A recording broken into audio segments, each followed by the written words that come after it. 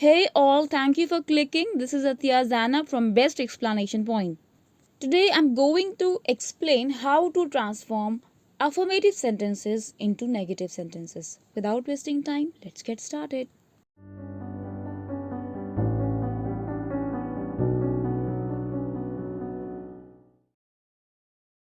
तो सबसे पहले मैं आपको ये बता दूं कि अफर्मेटिव सेंटेंसेस क्या होते हैं, नेगेटिव सेंटेंसेस क्या होते हैं। आई विश आपको पहले से पता होगा। जिन लोगों को नहीं पता, let me tell you in brief कि अफर्मेटिव सेंटेंसेस वो होते हैं जिनमें ना कोई क्वेश्चन होता है और ना ही नॉट लगा होता है, सीधे सीधे सेंटेंसेस होते हैं ये, राइट। इस तरीके से नेगेटिव सेंटेंसेस वो होते हैं जिसमें नॉट लगा होता है, नहीं लगा होता है, उनको कहते हैं नेगेटिव सेंटेंसेस। और इन अफर्मेटिव नेगेटिव सेंटेंसेस को मिलाकर कहा जाता है असर्टिव सेंटेंसेस, राइट। तो असर्टिव सेंटेंसेस के अंदर दोनों ही आते हैं, अफर्मेटिव और नेगेटिव। फिलहाल मैं आपको ये बताने जा रही हूँ कि अफर्मेटिव सेंटेंसेस को नेगेटिव सेंटेंस में कैसे ट्रांसफॉर्म किया जाता है। Let's get started.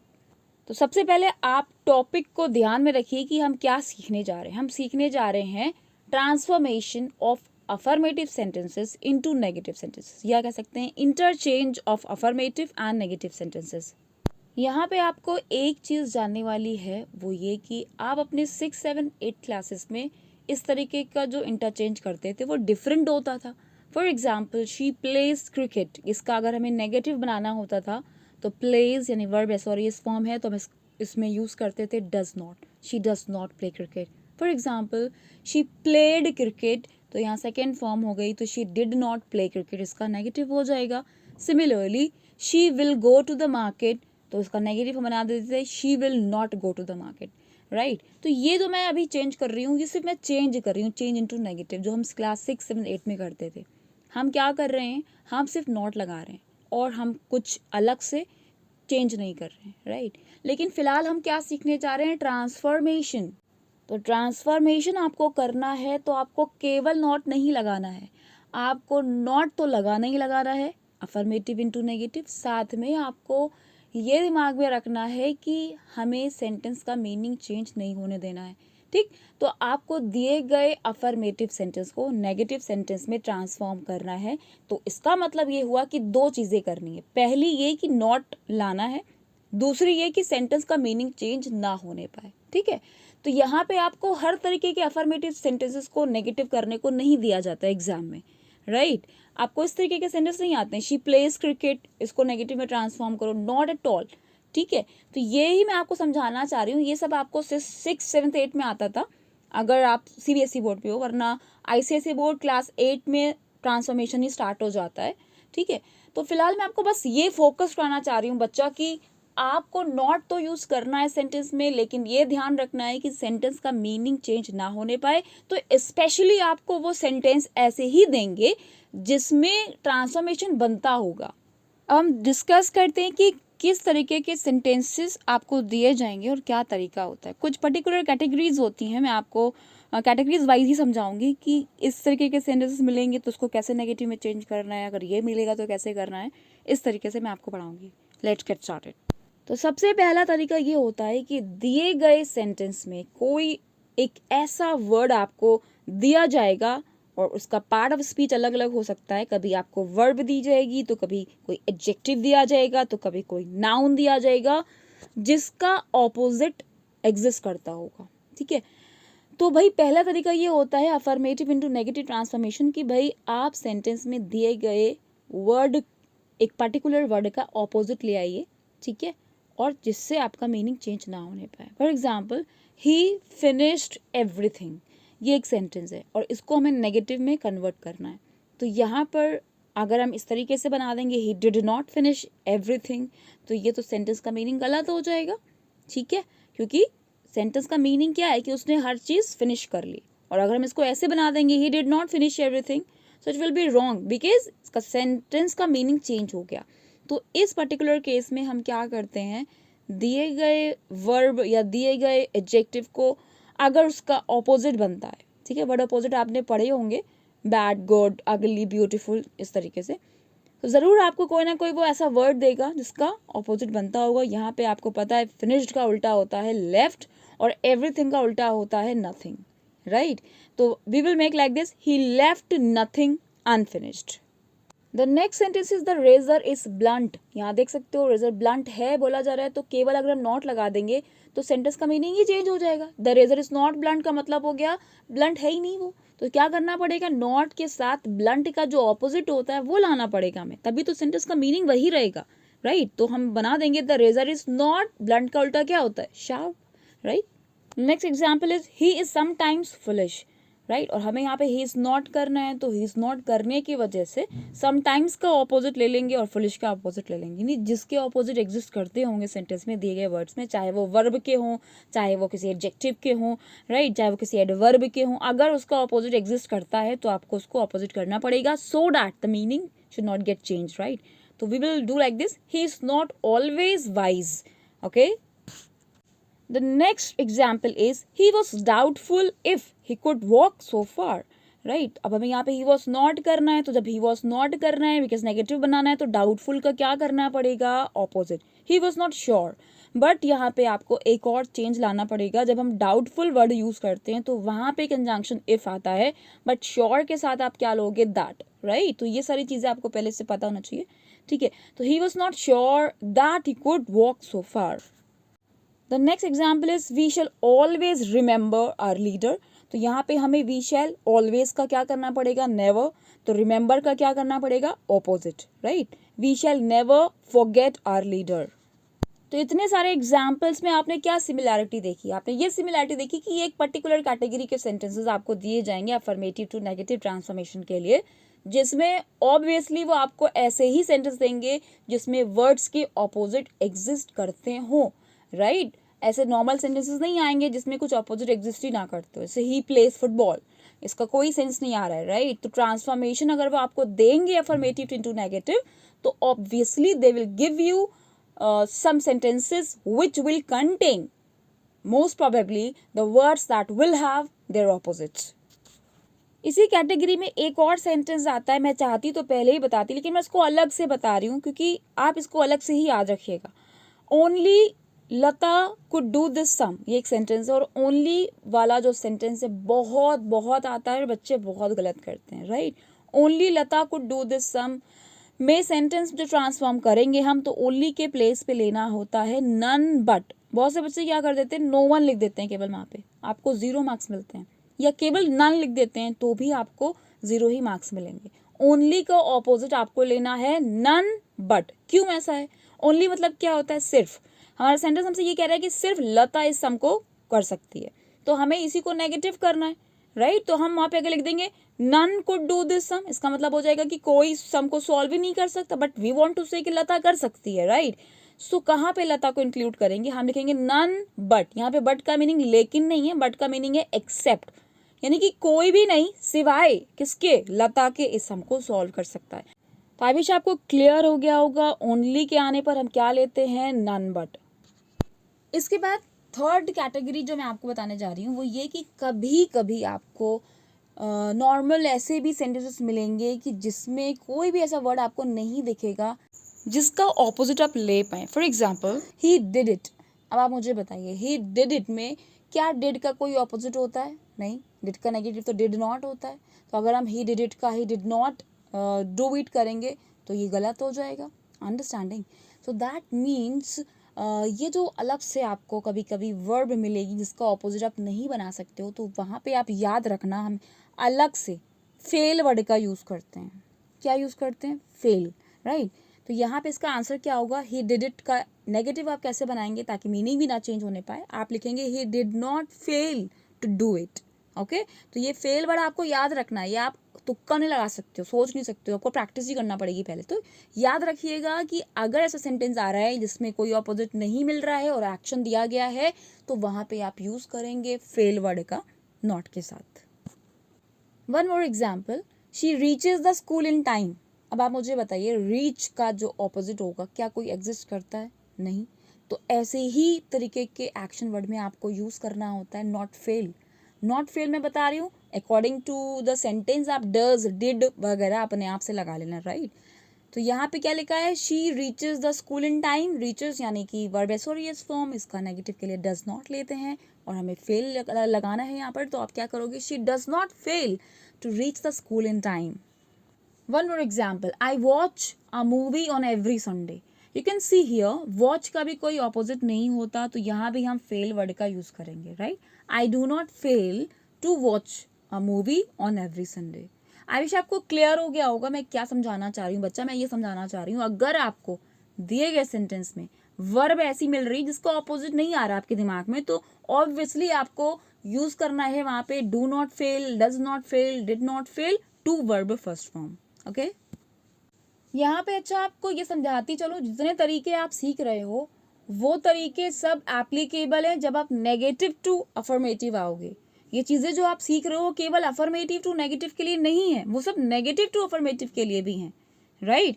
For example, अगर आपको नन बट मिलता है तो आप उसकी जगह ओनली कर दीजिए आर्टिकल के साथ, ओनली ए या ओनली एन, राइट? अगर आपको नॉट श्योर मिल रहा है तो नॉट श्योर के प्लेस पे डाउटफुल ले आइए आप।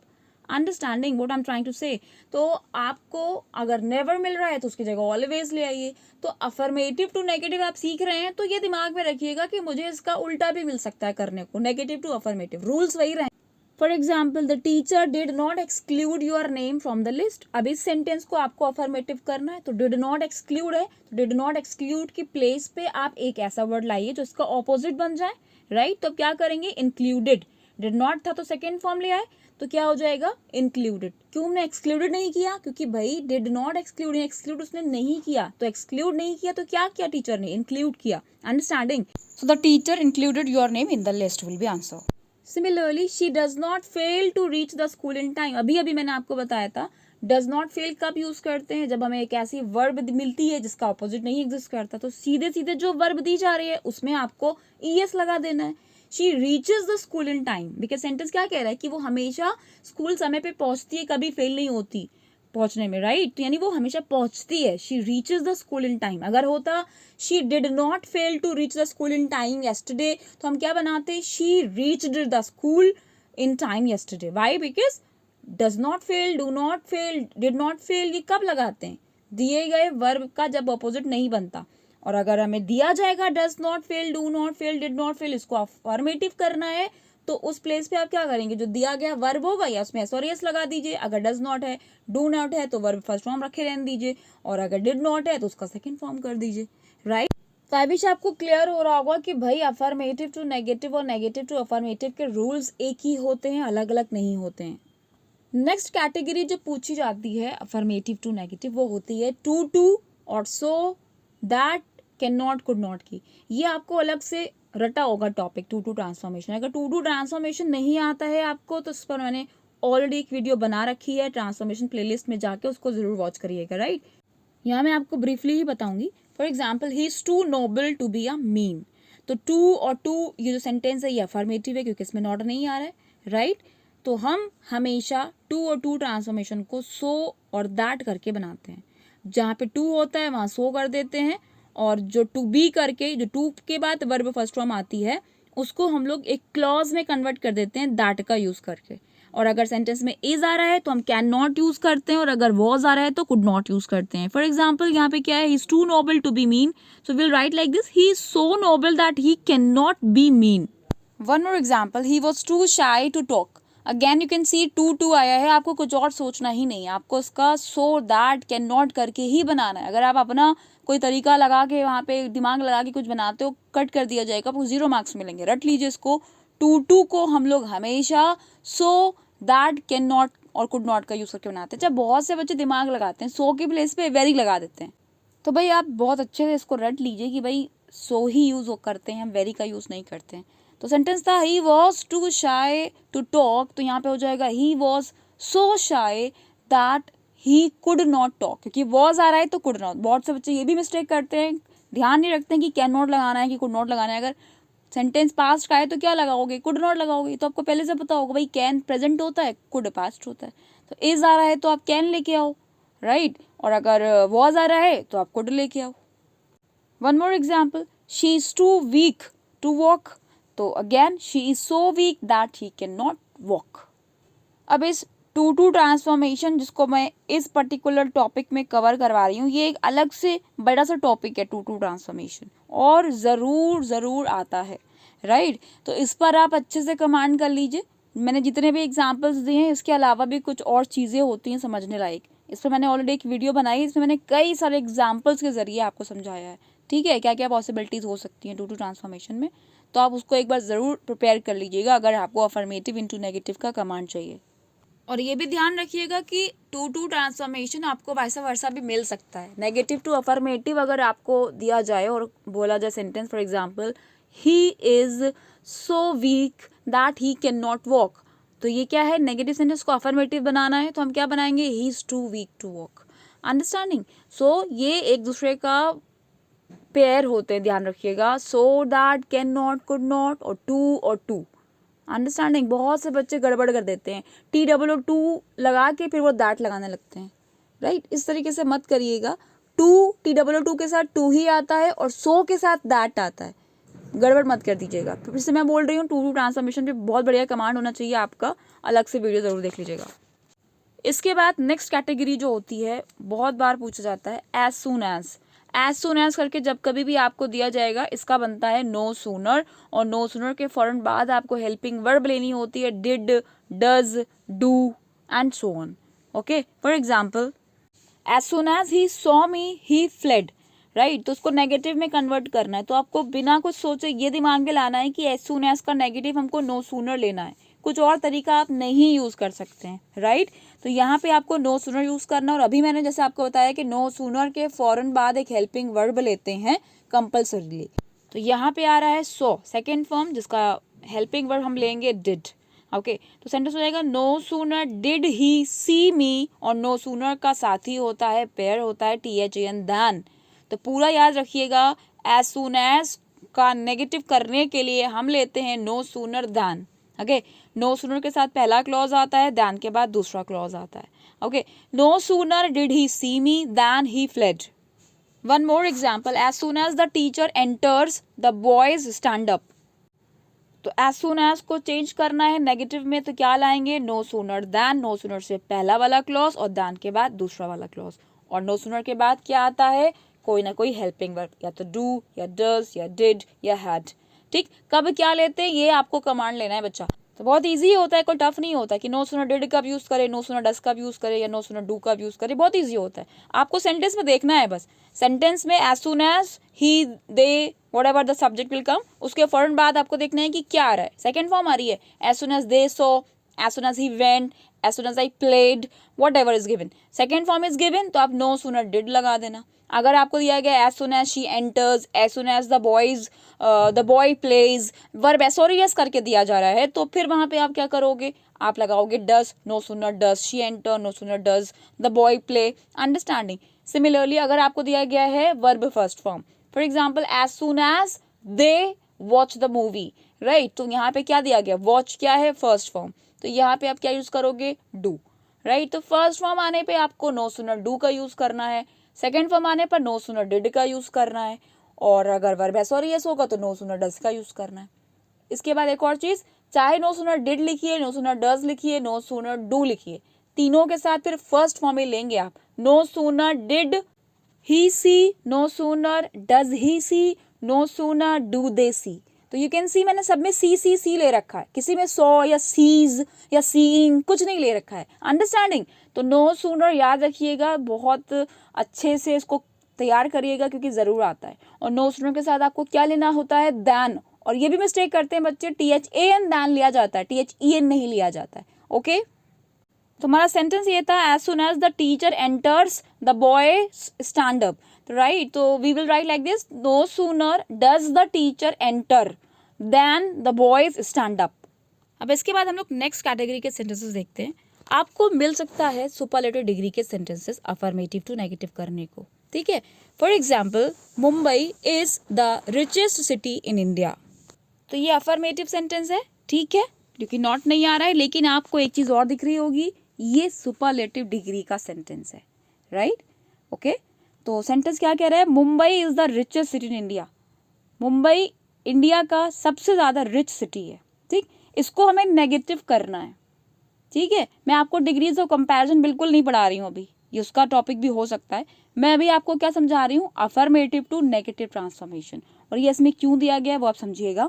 देखिए, मुंबई सबसे ज़्यादा रिच है, इसका मतलब ये हुआ कि कोई और सिटी इन इंडिया में उतना रिच नहीं है जितना कि मुंबई, राइट। इसी वजह से हम इसको बनाते हैं नो अदर करके। अब जब बताइए नो अदर करके बनाएंगे उसमें नो आ गया कि नहीं आ गया, इसी बात को हम नो अदर से लिखते हैं और ये सेंटेंस क्या हो जाता है, नेगेटिव। या हम कह सकते हैं कि हम सुपरलेटिव डिग्री से पॉजिटिव डिग्री में आ जाते हैं, ठीक है। तो इसको कैसे बनाते हैं, नो अदर एज का यूज करके। सेंटेंस का मीनिंग चेंज ना होने पाए इस वजह से नेगेटिव इसका कैसे बनता है, पॉजिटिव डिग्री।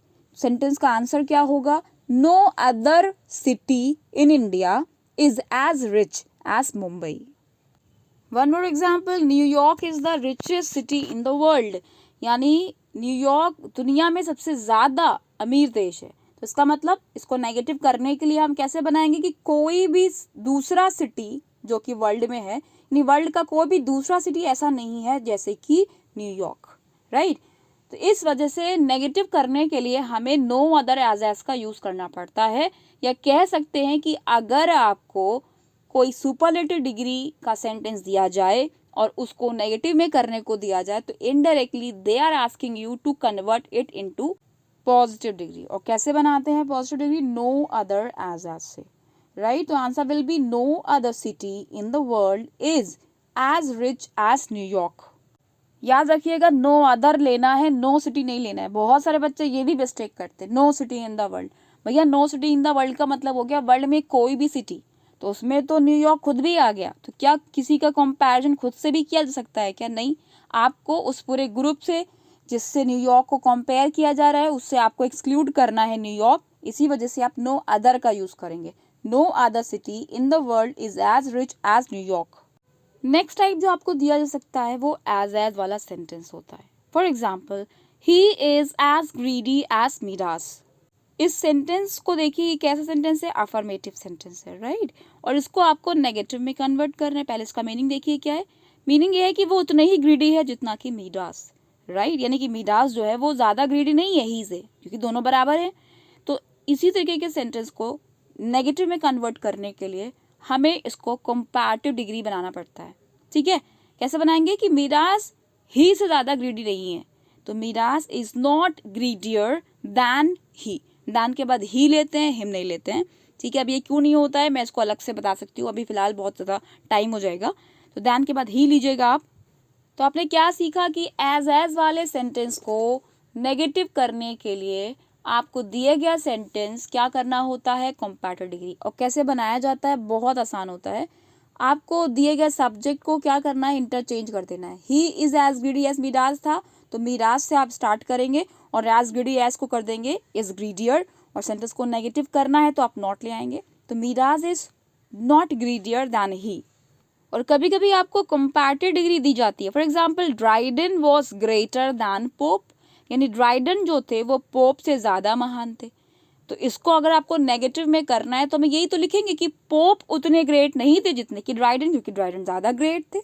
तो इस वजह से इसको कन्वर्ट करने के लिए हमें एज का यूज करना पड़ता है, नॉट का यूज करके, राइट। तो इसको क्या आंसर हो जाएगा, Pope was not as great as Dryden. तो याद रखिएगा अगर आपको कंपैरेटिव डिग्री दे रखा है तो उसको आपको एज नॉट के साथ लगा के कन्वर्ट करना है, और अगर आपको एज दे रखा है तो उसको आपको कंपैरेटिव डिग्री बना देना है। और तरीका बिल्कुल सेम होगा दोनों में। आप क्या कर देंगे, दोनों जो सब्जेक्ट्स आ रहे हैं ना, एक जगह सब्जेक्ट एक ऑब्जेक्ट आ रहा है, उनको आपको इंटरचेंज कर देना है। पोप वाला सेंटेंस में हमने क्या किया, यही तो किया। ड्राइडन पहले लिखा था, पोप बाद में लिखा था। पहले हम पोप को लेके आएंगे और वहां पे हम क्या यूज करेंगे, एज का, या सो एज भी यूज कर सकते हो नेगेटिव के साथ। तो आपका आंसर क्या हो गया था, Pope was not as great as Dryden. वहीं पे हमने मीराज वाला सेंटेंस कैसे बनाया था, Miraj is not greedier than he. दोनों में एकदम सेम रूल लग रहा है। तो आई होप आपको सारे कॉन्सेप्ट्स क्लियर हुए होंगे। अगर नहीं क्लियर हुए तो फिर से एक बार वीडियो को देखिएगा, जरूर क्लियर हो जाएंगे, राइट। अब हम एक एक्सरसाइज को सॉल्व करते हैं। जितना भी मैंने आपको कुछ सिखाया है उसको आप कैसे अप्लाई करोगे, लेट्स अंडरस्टैंड। तो एक्सरसाइज के फर्स्ट सेकंड सेंटेंस में आपको पहले से करा चुकी हूँ। थर्ड सेंटेंस है, I hope I shall succeed this year. तो ये कैटेगरी नंबर 1 का सेंटेंस है जहाँ पे एक ऐसा वर्ड दे रखा है आपको जिसका ऑपोजिट एग्जिस्ट करता है, राइट। तो आप यहाँ पे क्या करेंगे, आपको नॉट लेना है, शैल की जगह शैल नॉट लेना है, लेकिन सक्सीड का क्या कर देंगे, fail. Okay, I hope I shall not fail this year. The next sentence is as soon as the beast felt thirsty, he proceeded to the lake.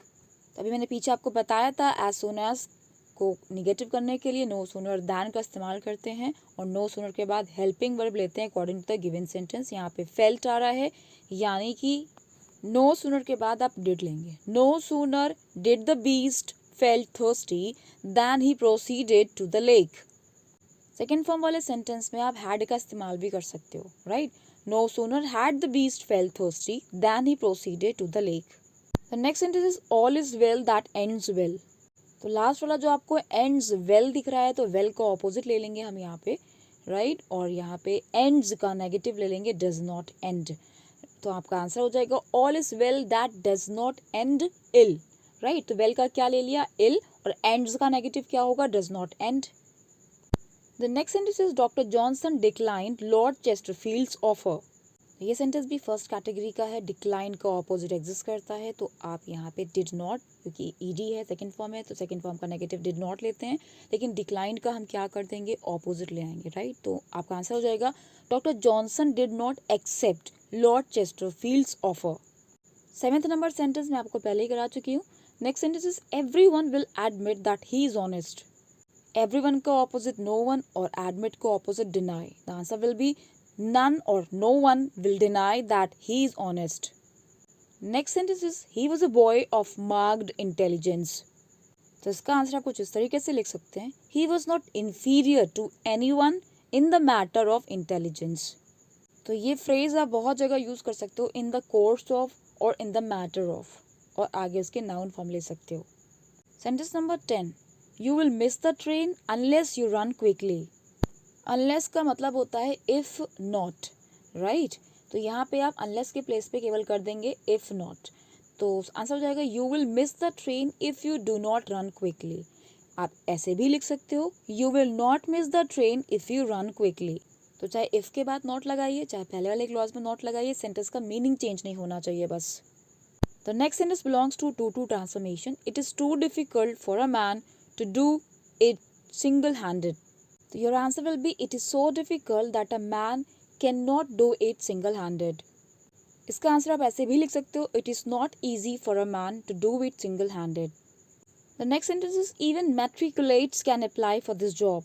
So your answer will be even matriculates are not ineligible to apply for this job. तो can apply का negative यहाँ पे हमने लिया है are not ineligible.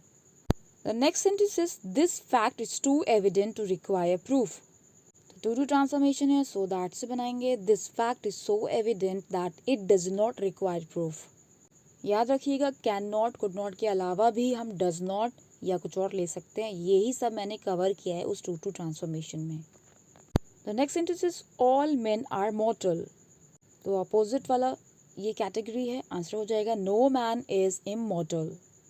The next sentence is he disbelieves my story. तो disbelieve को आप लिख सकते हो does not believe my story. The next sentence is he refused to divulge the secret. आपको पता है refused का opposite होता है, तो आपका आंसर हो जाएगा he did not agree to divulge the secret. divulge मतलब होता है open. Next sentence is she alone believed him. तो मैंने आपको बताया था only आए और चाहे alone आए, इसका जो substitute होता है none but होता है. Your answer will be none but she believed him. The next sentence is the new officer is unpopular with his subordinates. Unpopular के place पे आप लिख देंगे not popular. The next sentence is her piety was beyond doubt. तो answer होगा nobody could doubt her piety. Next sentence is the servant's faults were unforgivable. Unforgivable की जगह लिख देंगे not forgivable. How was the video? Was it useful for you or not? Let me know in the comment box. Do share with your friends also. Thank you for watching.